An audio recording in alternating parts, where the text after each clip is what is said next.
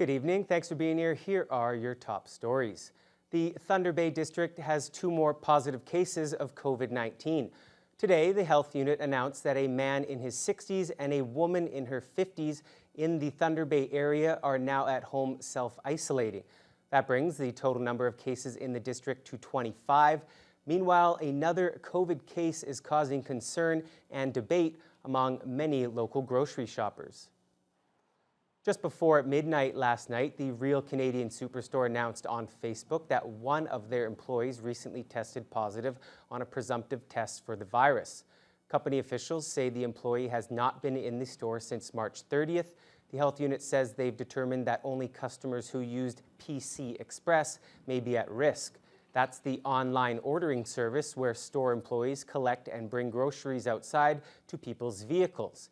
Anyone who used that service on March 30th between 10 a.m. and 6 p.m. will be contacted directly by health unit staff who say the risk is deemed to be low. The health unit is also following up with the company regarding other staff who may have been exposed. The Superstore was closed today for the Good Friday holiday and was undergoing a thorough cleaning. Store officials said they expect to reopen to customers at 7 o'clock tomorrow morning. The entire Lac des Iles mine and hundreds of employees are going into quarantine after one of the employees there tested positive for COVID-19. In an email to TBT News, Impala Canada, which operates the palladium mine, confirmed that the Thunder Bay District Health Unit has directed the mine to go into quarantine. The email states that everyone currently on site at LDI must remain there until Saturday, April 18th. By that time, the 14-day incubation period will have passed since the infected individual was last on site. The quarantine order comes after the one worker tested positive and 5 others were sent home after having close contact with the infected employee.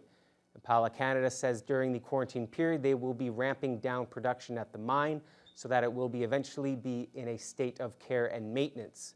The length of time that halt in mining and processing will be determined by the company in the coming days.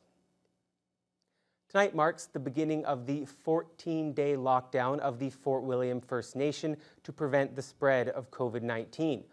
All retail stores, including gas bars, are now closed, and non-residents will not be allowed in the territory except if they're employed at essential workplaces. Avery McRae has the details. Earlier this week, when the lockdown was announced, vehicles were backed up along City Road for one last fill-up at gas bars located on the Fort William First Nation. It was a much different story today, just hours before the lockdown began. The gas stations surprisingly had a much quieter day. On top of the vendors closing, the city is closing Chippewa Park to assist with limiting the number of people attempting to go through the First Nation. Access for Sandy Beach residents and Trailer Park residents will continue, but people may be asked at checkpoints to provide proof of their place of residence. Co-owner of Bannon's Gas Bar, Walter Bannon, says it will be hard closing their business, but he supports the decision made by their chief and council. I guess it's a way to protect us and our young ones. So I'm in favor of it. Yeah, sure, it's going to cause us some grief in terms of the business, but we've had grief before in terms of the business. We've always bounced back, and we'll look to bounce back once this all clears. Pelletier's Auto Body and First Class Gas lie on the border of Fort William territory just outside the barricades. As an essential service, co-owner Roy Pelletier insists they are within their rights to remain open, but they will close the gas bar voluntarily to support other gas station owners on the reserve. That decision will be reevaluated after the Easter long weekend. Pelletier's Auto Body will remain open in order to keep employee benefits going for the 18 staff at the 2 businesses. Pelletier and Bannon both say they hope they can return to normal services sooner rather than later.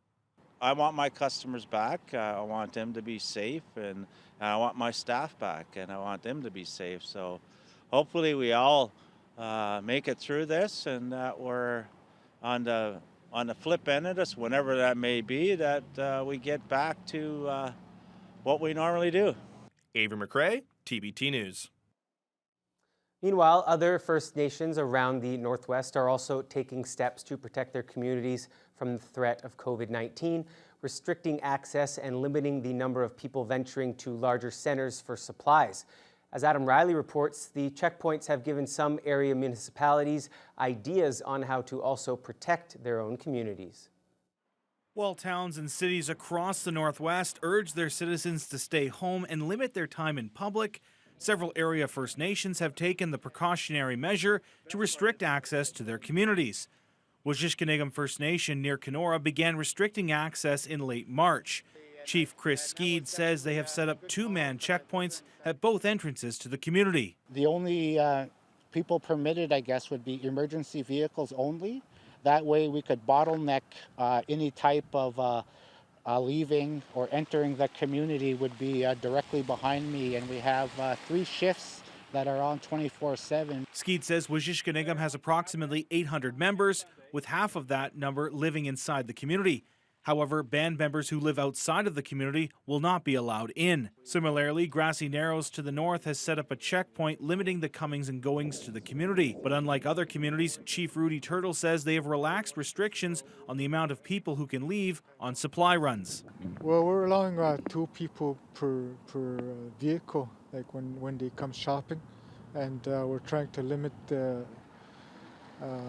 as the best we can. Like, we're trying to limit the travel. It's hard to keep people home.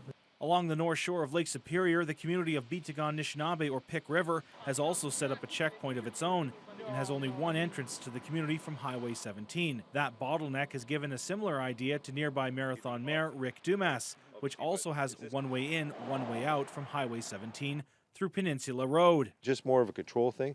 It's not shutting the community completely down, and I don't want people out there to think that we are going to do that tomorrow. We're talking about it, and the control group is putting a plan in place so that if need be, we're prepared. That's all it's about, is planning and being prepared. While the First Nations have the option to use community members in addition to band staff and council members to staff the checkpoints, Marathon has limited options. Dumas says the OPP will not operate a checkpoint, meaning town staff will become the gatekeepers to the community. Basically, if we do implement it, will be some basic training, and of course that'll be a small little gate type thing scenario, like, pylons of some sort with maybe a little trailer on the side of the road so the individuals manning the facility can have a place to get into and warm. Adam Riley, TBT News. Tonight, we continue a reoccurring feature here on TBT News during the COVID-19 pandemic. Mayor Bill Morrow is working with us to provide regular addresses to the community, and today he's thanking frontline workers for their efforts during this difficult time.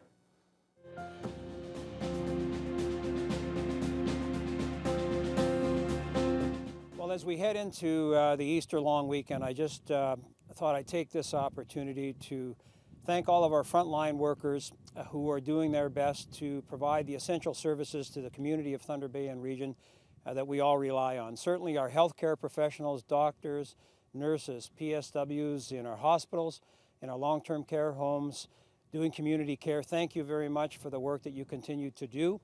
To the City of Thunder Bay employees who also are working in long-term care homes, our transit operators, people who are entering residences to do work on behalf of the city, thank you very much for the work that you're doing as well. We really appreciate your efforts and we hope you're staying safe.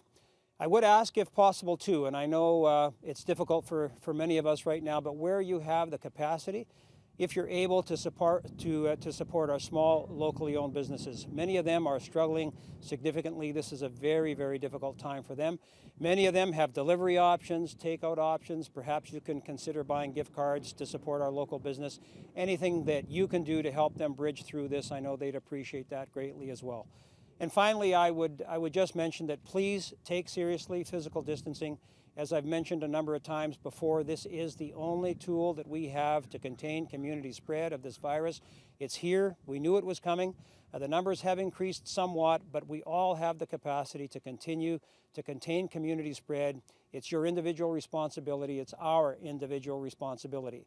So thanks for listening, Thunder Bay. Please stay safe, stay well, and we will get back to you next week. Enjoy your Easter long weekend. Thanks, everybody. Stay well. Mayor Morrow will join us with another Mayor's Message on Monday. In his news conference today at Queen's Park, Doug Ford provided an update on his government's response to the ongoing COVID-19 outbreak, including a promise to expand the province's testing criteria and ramp up the number of tests being performed. Okay, go do it now. Because the Hurry. first step to winning any battle is knowing your enemy. And today, we're launching the next phase of our strategy to expand testing in Ontario. We're doubling the number of tests to 8,000 per day by April the 15th and 14,000 a day by April 29th. We're going to find cases faster, intervene earlier, and stop this virus in its tracks. We will prioritize testing. Meanwhile, today outside his home, Justin Trudeau addressed Canadians for the 26th consecutive day. He had a message about this abnormal Easter weekend and also put out a request to Canadian children across the country. But right now, this weekend is going to be very different. You'll have to stay home. You'll have to Skype that big family dinner. And the Easter egg hunt, well, it'll have to happen around the house instead of around the neighborhood. I want to take a moment on that to have a word with kids out there. The Easter Bunny has a big job to do this year, and maybe there's something you can do to help. Ask your parents to let you put up a picture in the window to bring some extra chocolate for nurses and doctors. They need a lot of energy to keep us all safe, and this is how you can help them to do their job. Coming up after the break, we'll be joined by Corey Nordstrom, and you'll have your sports report. With the health concerns